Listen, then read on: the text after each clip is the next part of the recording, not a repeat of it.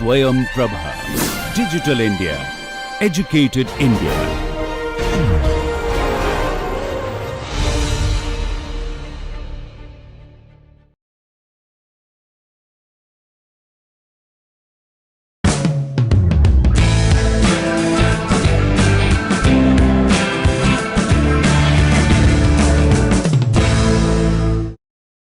So in today's class we will look at some more approximate solutions, but this time we will take into account the pressure gradient term.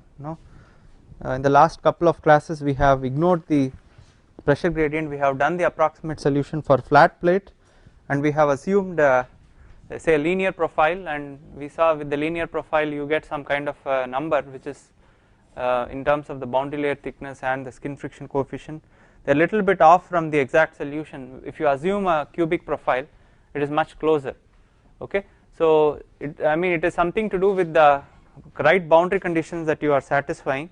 So you start with the wall boundary conditions which are to be satisfied, and then go to the free stream boundary conditions. So if you satisfy those necessary boundary conditions, definitely your solution accuracy will improve.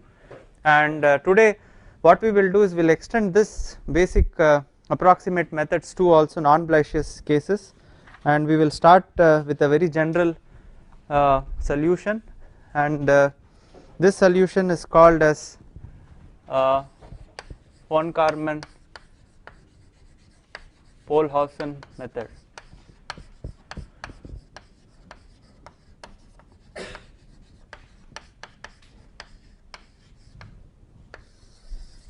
Okay, so this is also an extension of the boundary layer integral method, but this is applied to any general case. Now you can think that this is a Falkner scan case.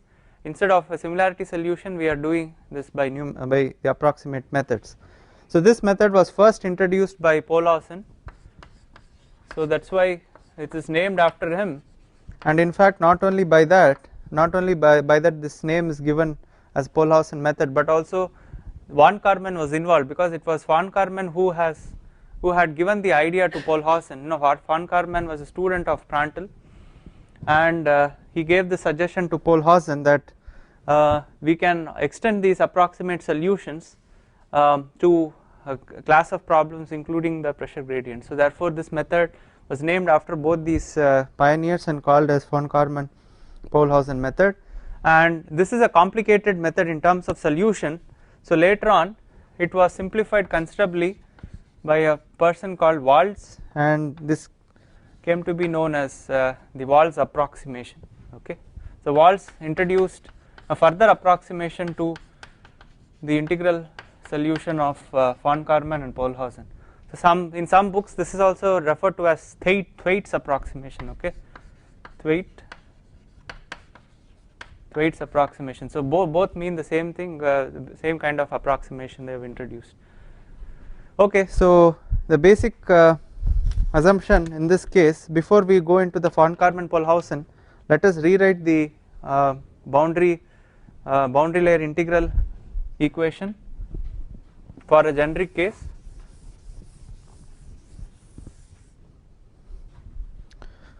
So d by dx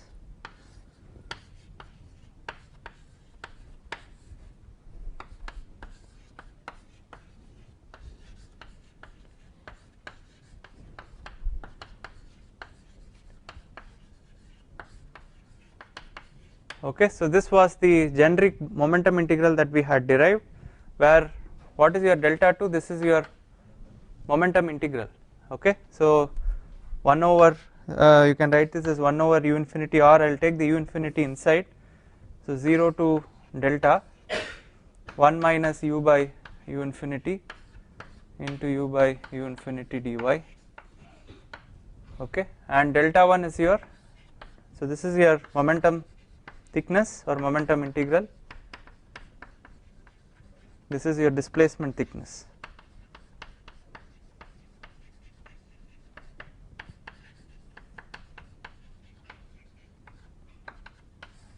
Zero to delta 1 minus u by u infinity dy. Okay, so in the case of Blasius solution we ignored this term, and then we simply had only the momentum integral, and then we substituted the approximate profile and integrated it out. In this case we have to also retain the term which includes the displacement thickness. Okay, so now the next step, what we are going to do is to make a guess for the approximate velocity profile. Now in this case you have included this term because your u infinity is going to be a function of x, so this includes any kind of general case including the Falkner-Scan wedge problem. Now in order to first substitute, we have to make a guess value. So what von Karman-Pohlhausen did, okay, in fact Pohlhausen's profile was something like this. He used a fourth order quartic polynomial a plus b eta plus c eta square plus d eta cube plus e eta power 4, okay. So where your eta was defined basically as y upon delta, okay. So he assumed a fourth order polynomial, okay, not a linear, not a quadratic, neither cubic, okay. So why he did it? In fact, so in order to satisfy what we call this important boundary conditions, and when you include also the pressure gradient, another boundary condition has to be satisfied, okay. We will see those following boundary conditions which have to be applied to find these coefficients. So at y equal to 0, so what is the boundary condition? U equal to 0, that is the first boundary condition, and at y equal to delta your u should be equal to u infinity. So two boundary conditions we have, so we need 3 more, okay. So at y equal to 0, what else? Okay, so d square u by dy square. Now in the case of Blasius solution we made this directly as 0 from the momentum equation, okay. So if you write the momentum equation at the wall,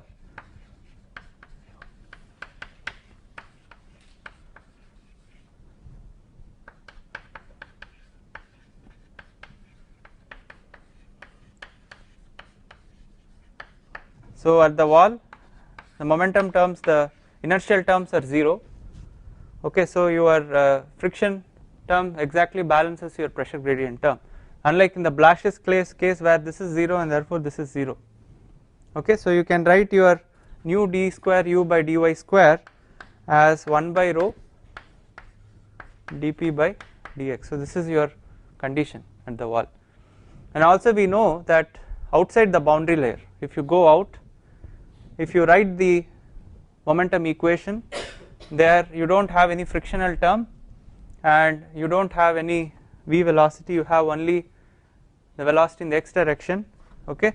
So that will be u infinity du infinity by dx should be exactly equal to a minus 1 by rho dp by dx, okay. So at y going to infinity, this is at y equal to 0,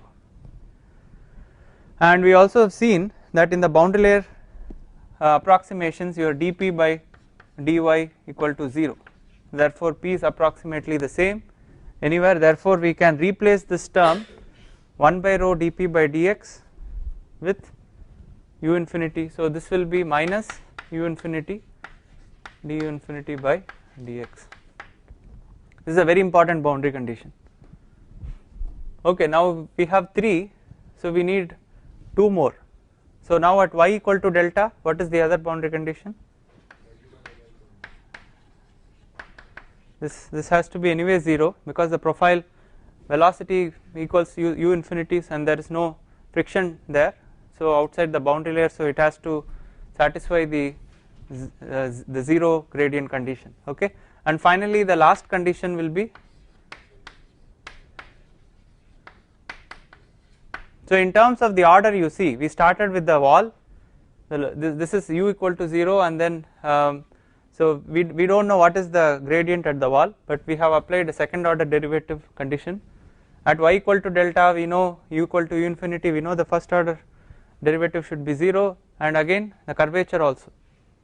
So this is how all the 5 conditions are put, and if you substitute these 5 conditions into the assumed profile, the fourth order polynomial.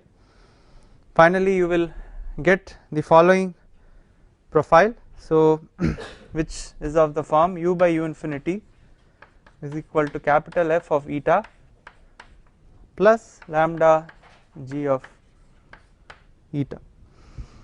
Now where your f of eta is nothing but 2 eta minus 2 eta cube plus eta power 4, okay. G of eta is equal to 1 by 6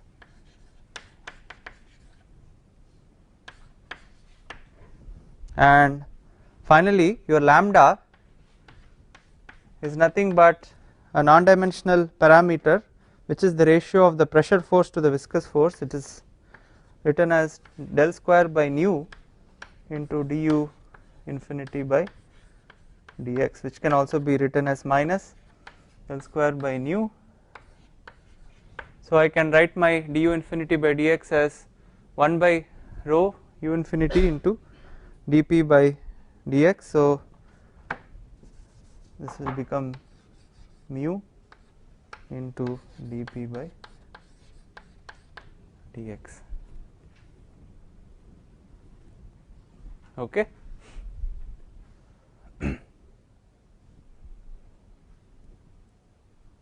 So is it clear?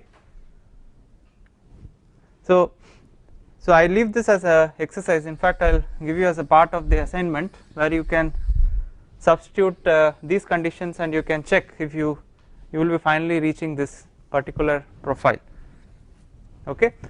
Now the thing is, this value, this lambda carries some meaning here, okay.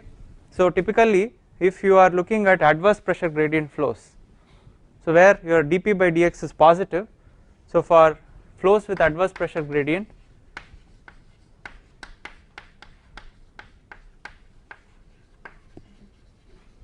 typically what should be the condition for lambda?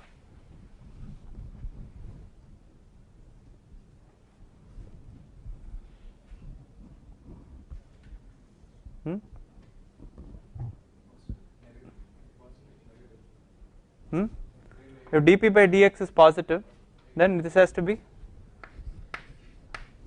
negative, okay, for favorable pressure gradient. So there dp by dx will be negative, so lambda should be greater than 0, and for flat plate case lambda should be equal to 0, okay. So in fact if you put lambda equal to 0, this profile will become u by u infinity is capital F of lambda, so which is nothing but the flat plate profile that you get if you assumed a quartic polynomial, okay. So that is the check. Now so this is how you get it. Now you can also plot the value of u by u infinity as a function of eta, okay. So eta along the y axis, so eta varies from 0 and 1, and same thing with u by u infinity, okay. So now what I am going to do is I am going to plot this for different values of lambda. Now theoretically speaking, I do not know what is the extent of lambda, okay. Lambda could range from minus infinity to plus infinity, but if I plot for lambda of some value like 30, what is observed is, so this is like 1.2, so this is for lambda equal to 30. So the value of u by u infinity crosses 1 somewhere, which is non-physical basically. With this kind of, this is an approximate profile, so you do not know where the profile will become physical and non-physical, but if you use very large values of lambda like 30, this becomes non-physical, okay.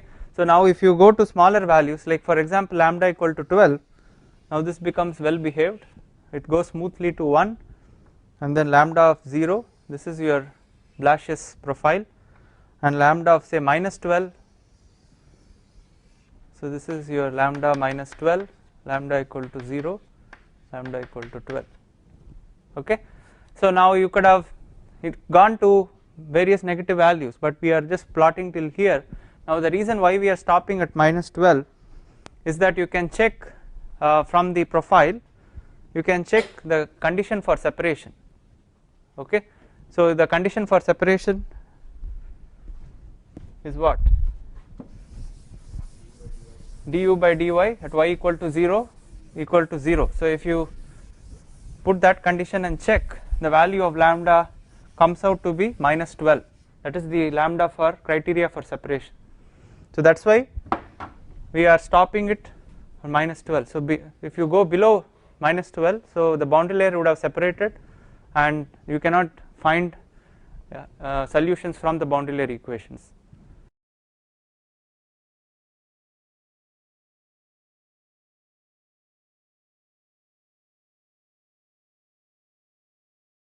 Okay, so that is the lower cutoff, and the upper cutoff is not 30 because it becomes non-physical, so we are stopping from the value of 12.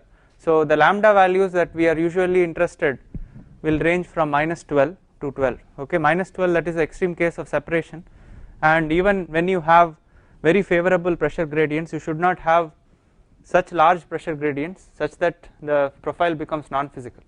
Okay, so this is the condition under which you are doing the solution.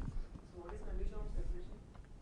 So condition of separation, that is this, we'll check that now. Okay, so let us check du by dy.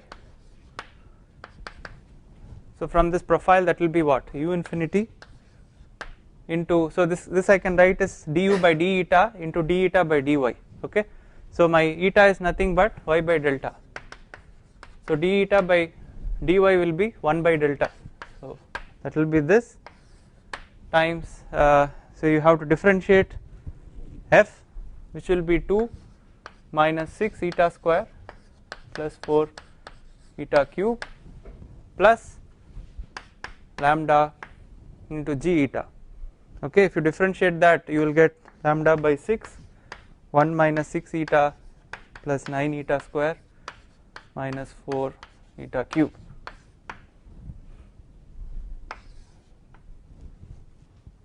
Okay, so now du by dy at y equal to 0, nothing but du by dy at eta equal to 0 here, which is u infinity by delta into all these terms get knocked off 2 plus lambda by 6. The condition for separation is this should be 0, therefore lambda will be minus 12. This is why we are stopping there. Okay, so we will restrict our values of lambda to between minus 12 and 12 for most of the cases that we are interested. Okay, so now we have estimated the approximate profile. So this is how Pohlhause did. He assumed a quartic profile, and then he restricted the values of lambda because this is the separation case and the other one goes non-physical beyond that, and then this profile is now substituted into the momentum integral equation. Okay, so if you now substitute this,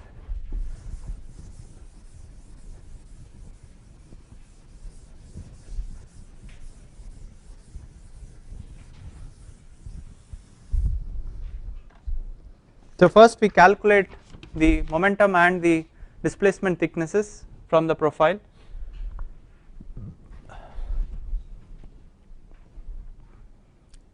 So first if I substitute, okay, let me call this profile as number 1. Okay, this is number 2, 3, and this is profile is number 4. Substitute 4 into 2 and 3 and calculate your delta 1 and delta 2. So we will get delta 1 by delta. So what I am going to do, I am transforming my variable y in terms of eta. Okay, so this will be dy by d eta into d eta. So dy by d eta is nothing but delta. Okay, so therefore I can bring the delta in the left hand side. So this will be delta 1 by delta will be, the limits will become now 0 to 1 into 1 minus u by u infinity, which will be 1 minus this profile right here, which is f of eta minus g of lambda into g of eta.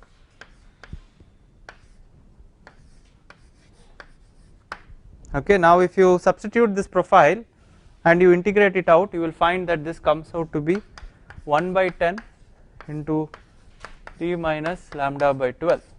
Okay, let us call this as number 4. Okay, this is number 5. Alright, so similarly if you substitute into the momentum thickness and integrate it, this is 0 to 1, 1 minus f of minus g lambda g of eta, sorry, into f of eta plus lambda into g of eta d eta. So if you integrate it out, this gives delta 2 by delta as 1 by 63 37 by 5 minus lambda by 15 minus lambda square by 144. So this I will call as equation number 6.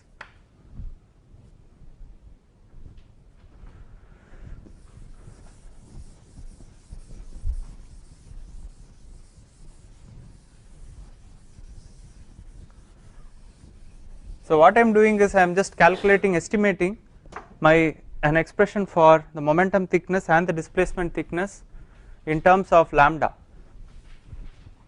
Okay, because now lambda is a function of x, strictly speaking. If you look at a particular problem and if you define your x like this and your u infinity is a function of x, your lambda is also a function of x.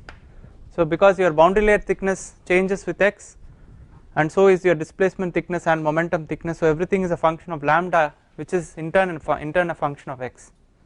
Okay, so for different positions, as you keep marching from the stagnation point, say somewhere, so the value of lambda keeps changing, and accordingly the value of these different thicknesses will change.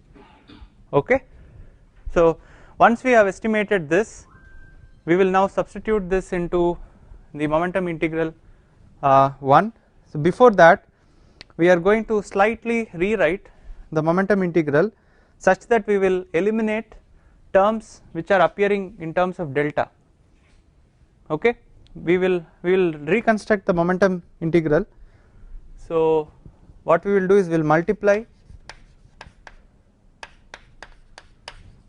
equation 1 by delta 2 by nu on both sides and rewrite.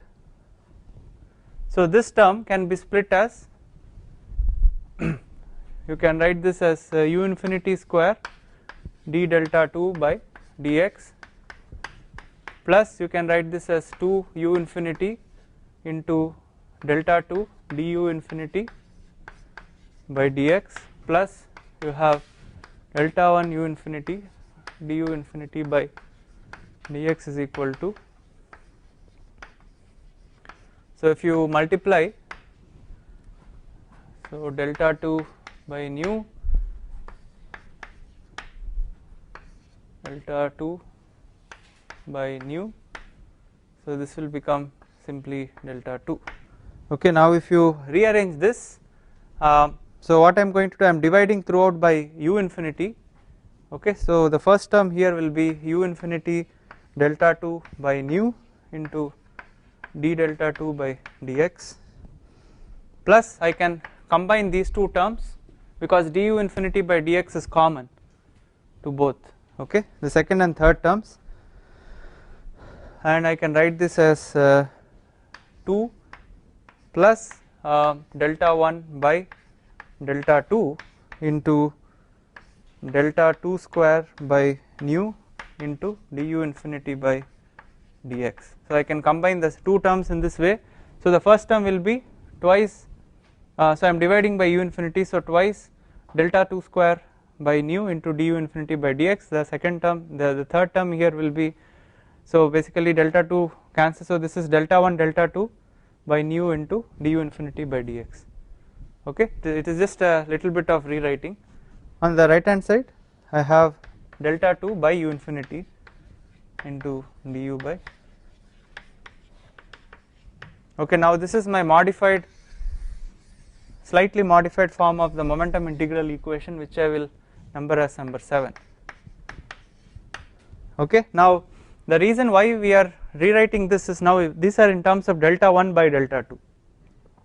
Okay, and delta 1 by delta 2 will eliminate basically delta. Okay, and even terms like delta 2 square into du infinity by dx is actually can be written in terms of lambda and this particular expression. So all of them will not finally involve an expression for delta. Okay.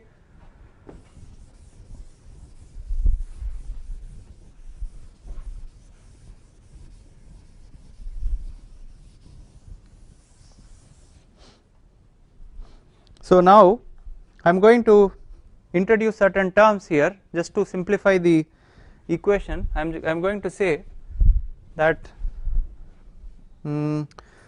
delta 2 square by nu, I will call this as some parameter z, and this entire factor here as a parameter k. Okay, so and since k is a function of lambda, because now k is a function of delta 2 square d infinity by dx, which is nothing but a function of lambda. Okay, so k is a function of lambda, and I will express this ratio delta 1 by delta 2 as some function of k, which is also a function of lambda basically indirectly. Okay, if I write f1 as a function of k, which is nothing but a function of lambda, and the term on the right hand side I will call this as another function f2, which is a function of k, which is nothing but a function of lambda. So therefore my z is equal to del 2 square by nu, and my k is nothing but z into du infinity by dx, and my k is equal to now I can rewrite this k. Now this k is z into du infinity by dx. I can rewrite this in terms of delta 2 by delta the whole square into lambda, because this du infinity by dx I can write this as lambda into nu by delta square. Okay, so already the z is delta 2 square by nu cancel, so you have delta 2 by delta the whole square into lambda. So therefore I can express my k in terms of lambda directly. Okay, so once again you see now the k is in terms of delta 2 by delta. Okay, and f1 of k, which I have introduced here, is nothing but delta 1 by delta 2. Okay, now we have got expressions for delta 1 by delta, delta 2 by delta, so I am just going to take the ratio of these two. Okay, so this comes out as 63 into 3 minus lambda by 12 by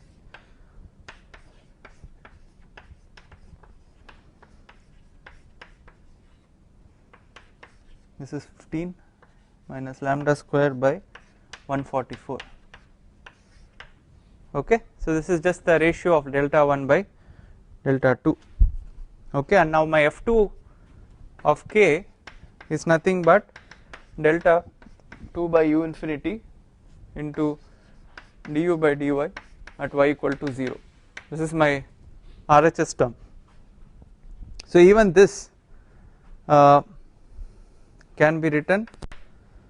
So du by dy at y equal to 0 we have already determined, that was coming out as 2 plus lambda by 6, if you remember. Okay, so this is nothing but delta 2 by u infinity into du by d eta. Okay, into, so in fact this is the du by d eta into at eta equal to 0 into d eta by dy. okay. So du by, we have already the polynomial for u, if you put that you will get 1 by 63 2 plus lambda by 6 into 37 by 5 minus lambda by 15 minus lambda square by 144. So this will be the expression for f2 of k, okay. So this du by d eta at eta equal to 0 we have already derived, that is 2 plus lambda by 6, okay. We have differentiated the profile in the previous step, you can check that we have differentiated the profile, and at y equal to 0 that comes out as u infinity by delta into 2 plus lambda by 6, and u infinity there cancels, so this becomes ratio of delta 2 by delta, okay. So this which is nothing but this expression right here, 1 by 63, okay. Okay, if you are having problem I will just maybe expand it. So this will be delta 2 by u infinity into u infinity by delta into 2 plus lambda by 6, okay. So this entire term right here is this,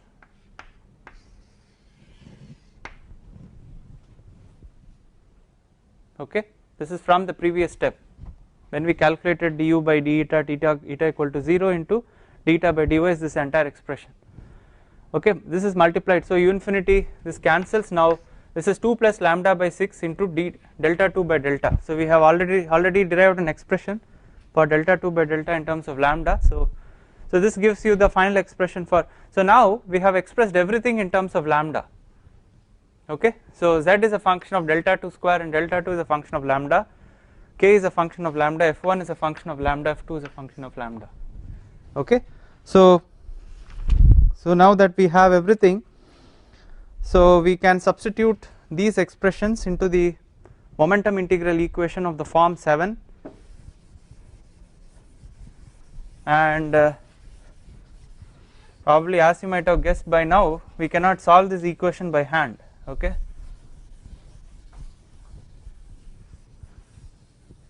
So this is a tedious expression, so we will once again have to use the numerical method to solve it. So I will just cast it in the final form. So I can write my delta 2 d delta 2 by dx in terms of z, okay. So I have z is delta 2 square by nu, therefore dz by dx will be twice delta 2 into d delta 2 by dx, okay. So this will be half of what, dz by dx, okay. So substituting into equation number 7, I can write this as half of u infinity into dz by dx, okay. So I am writing this in terms of z here, and the other terms we cannot do anything, they are just there as it is, algebraic terms.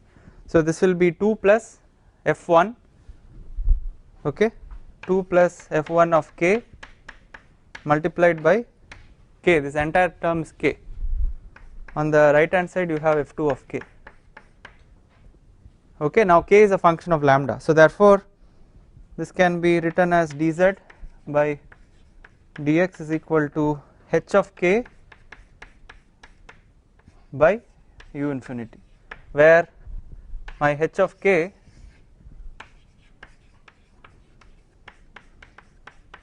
is nothing but what, 2 f2 minus 2 times 2 plus f1 into k, okay. So this is the final ordinary differential equation that I have to solve, okay, in order to get the value of z, and now z is nothing but delta 2, which is nothing but the momentum thickness. Okay, so once you get your momentum thickness from this expression, you know for a particular value of delta 2 you can calculate the corresponding value of lambda, and therefore you can calculate your delta 1 and also your delta. Okay, so this is how it goes. You know, you have to solve this ODE for different values of z, and you know now z can be expressed in terms of lambda. Okay, so for that particular value of z you have to solve for lambda, and then you calculate the other expressions for displacement thickness and the boundary layer thickness. So this is how we have to numerically solve this equation. Okay, so to just give an example, in fact if you just happen to see this particular equation, this h of k can be predetermined before. It can be solved and kept as a table because it is purely a function of k, which is a function of lambda. So for different values of lambda between -12 and 12 you can get all these functions, right? You can calculate. Now this is a function of what? f2, f1 and k. Okay, so you can get expressions for k, f2, f1, everything as a function of lambda, put it in a nice table, and therefore you can determine h of k directly. Okay, so now this can be arranged as a table. Now every time that you solve for new value of z, you put the corresponding value of h of k corresponding to that value of lambda. Okay, and then get the new value of z, and from there you determine your delta, and therefore you determine the new value of lambda. So from the lookup table you can keep on taking the current value of h of k. Okay, so in fact all this had been tabulated by Holstein and Bolin, and if you happen to look at the book by boundary layer theory by Schlichting,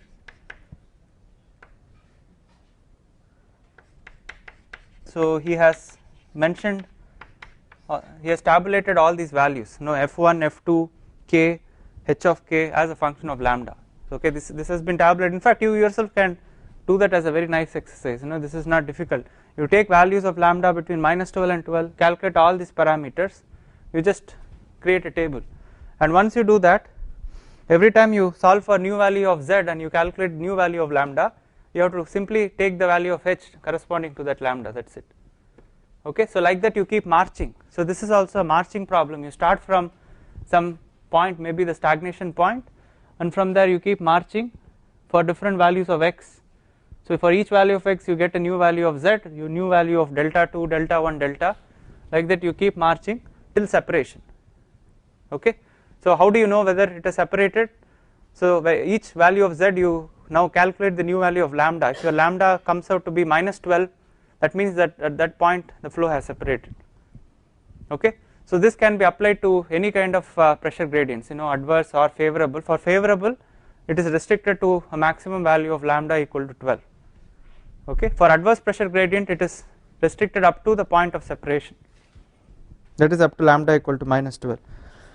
So using this let us quickly apply this to a small case where it is flow past a circular cylinder, and we will see how we can use this algorithm to calculate all the parameters. Okay, so I am just going to use this final expression here. So flow past circular cylinder,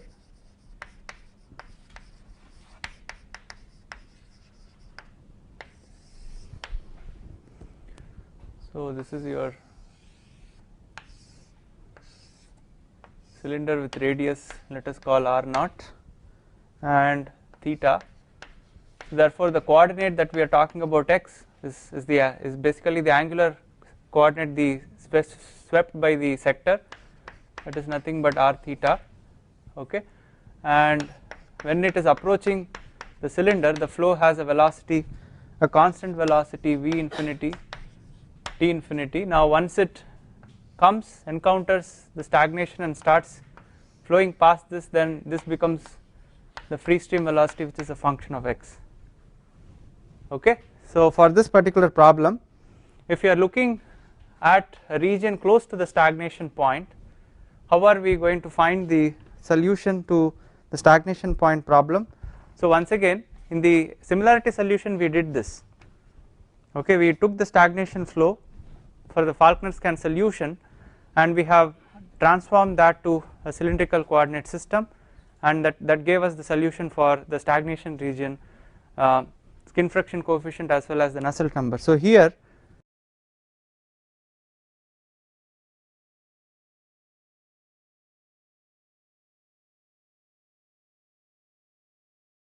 similar way we will assume a profile from the inviscid potential flow, which is nothing but x by r naught. Okay, so at x is equal to 0, so this becomes 0, and at x is equal to r naught by 2, so this becomes exactly equal to twice of u infinity. Okay, so for this particular case we are going to look at for the region close to stagnation point,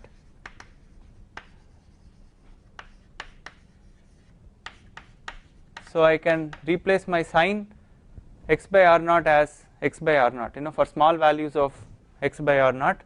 So therefore u infinity of x in that particular region will be 2 v infinity into x by r naught.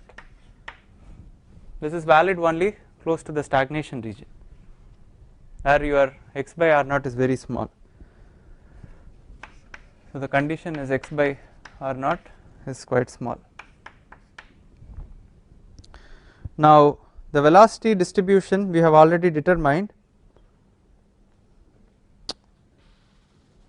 and we have also determined the final expression for dz by dx. Now if you are smart enough and you quickly observe, now your u infinity now here is a function of x, and at stagnation point your u infinity is 0. Okay, so for this expression to be finite, okay, if u infinity goes to 0, that means dz by dx goes to 0 at stagnation point. To avoid that, h of k should go to 0. Okay, so therefore at the stagnation point the condition is, for the circular cylinder case, h of k has to be 0. So we already have the expression for h of k, which is nothing but this. So this has to be 0, so that means 2 f2 of k minus 2 into 2 plus f1 of k equal to 0. So if you substitute for f1, f2 and k in terms of lambda, you will get a nice cubic polynomial, cubic algebraic equation in terms of lambda. This will be 147.4 lambda square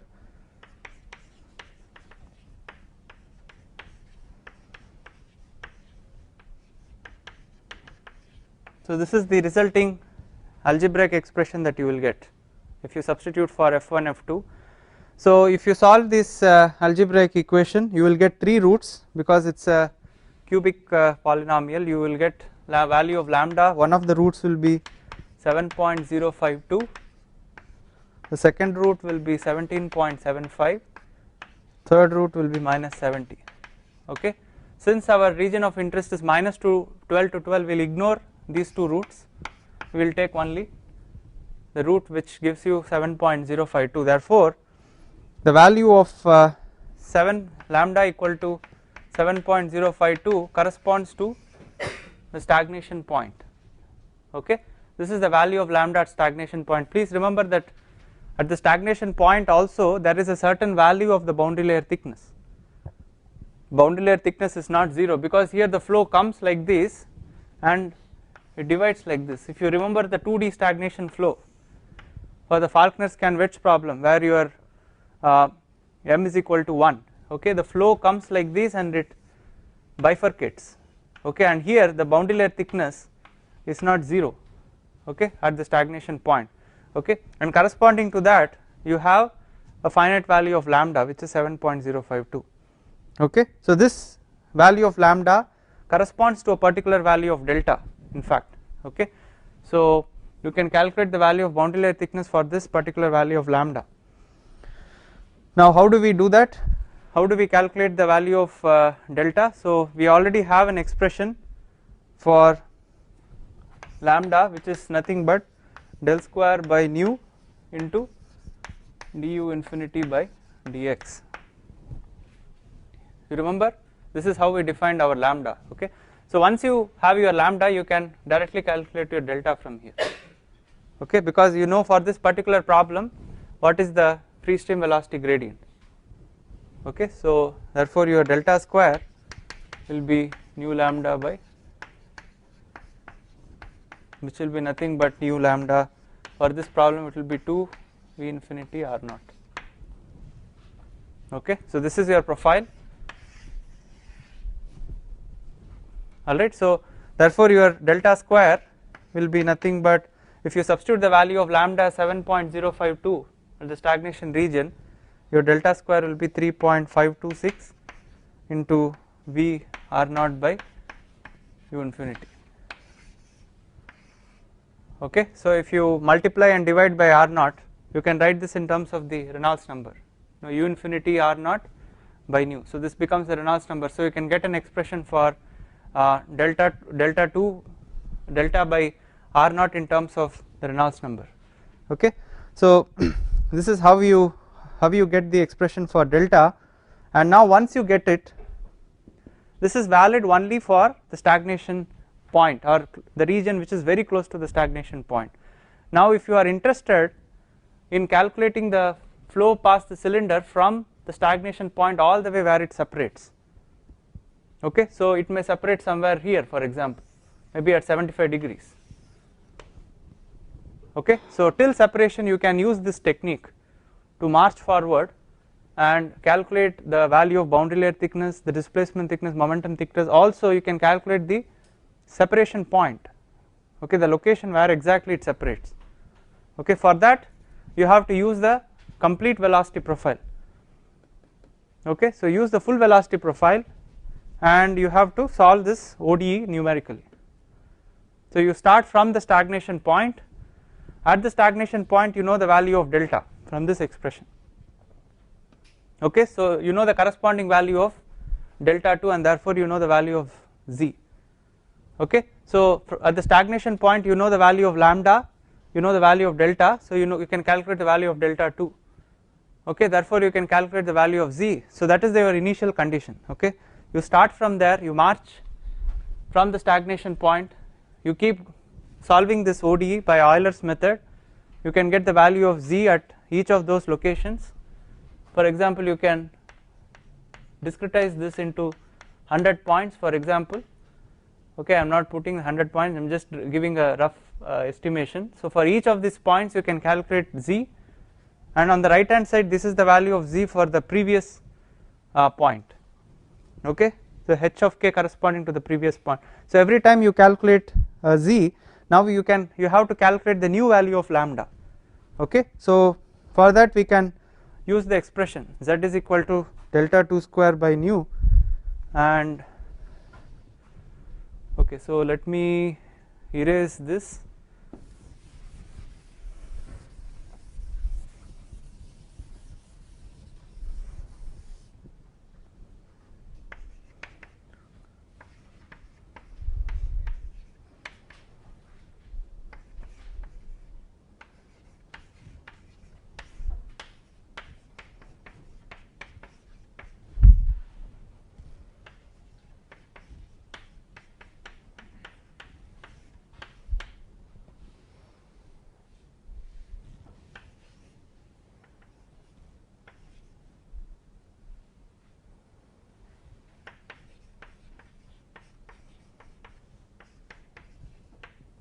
Okay, so delta 2 square I am substituting from here.